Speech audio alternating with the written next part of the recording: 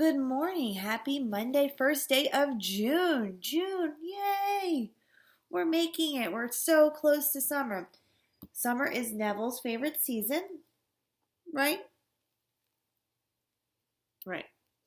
Hope you're doing well and that you're safe. Okay, remember, stay safe, stay inside, and remember that even though times are scary, that I love you. Miss Laracy loves you, Miss Cavella, Mr. Dixon, Mr. Meyer, Miss Corrette. We all love you and we want you to be safe, okay? So make safe choices. Great day to stay inside and, maybe clean out something or do a fun project in the house. Maybe make some slime if you have the material. Maybe color, draw, okay? Great day to stay inside for that kind of stuff. I'm going to read from our book, Wayside School, Beneath the Cloud of Doom. Chapter 18 is called The Mirror. Mirror, mirror on the wall, who's the fairest one of all? Now this is what we call, you see this statue here? It's called a bust. Bust. B-U-S-T. And bust could be that was a bust, meaning that you went to try to do something and it didn't work out. Or in this case, it's the top of a statue. Go get it. Go. Cat. So this is called a bust. When you see the head and a top, it's from up here up.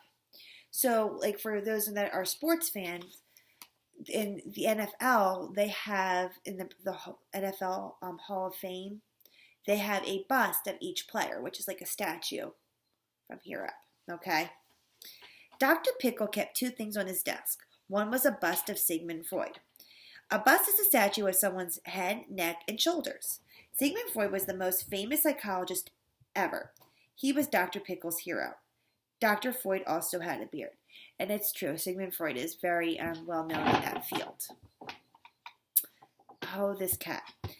The second thing on Dr. Pickle's desk was a handheld mirror. Dr. Pickle checked his beard at least 5 times per day to make sure it was trimmed just right. Now, however, that was the least of his worries. He looked at his face in the mirror, and his cheek was puffed out, his tongue was sticking out, his one eye was closed, one eyebrow was raised. He looked like a big doofus. He gently swung his pickle stone between his face and mirror. I'm getting sleepy, he said to himself. By the count of 5, I will fall asleep. 1, 2, 3. His head plopped down on his desk. He's trying to hypnotize himself. This would normally be the time when Dr. Pickle would tell his patient what she was supposed to do when she woke up.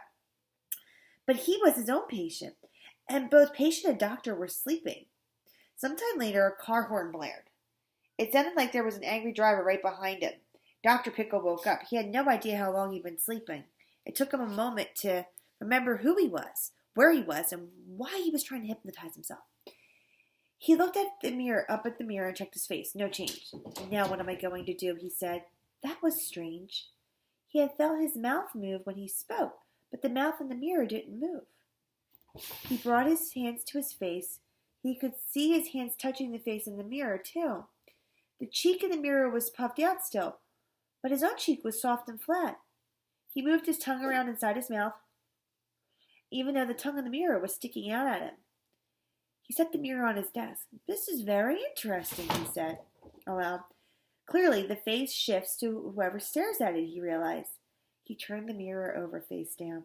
He hadn't read about this in his psychiatry books. He slowly raised the mirror and caught a glimpse of the hideous face that was still there. Then he quickly lowered it back to his desk. This discovery would make him famous. He picked up the bust of Sigmund Freud. Even more famous than you, he said to it. But would all that fame be worth it? What if someone else's face got stuck along the way? What would you do? He asked Dr. Freud. There's a reason it's called a bust. It was made of bronze and felt heavy in his hand.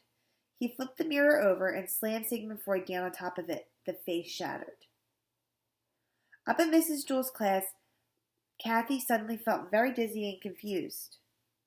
She looked up at the sentence she had just written. I can't read this, she exclaimed. It's backwards. Let me see that, said DJ, taking it from her. How did you do that? That's so cool. More, Kathy replied. Oh, so that kind of like when that broke, it broke whatever spell was on Kathy. So Kathy's back to her pleasant self. Okay. All right, boys and girls, please take care. Please stay safe. I miss you terribly. I really can't believe it's been almost 3 months since I've seen you. That makes me want to that makes me really, really sad. All right. Talk to you soon. Bye.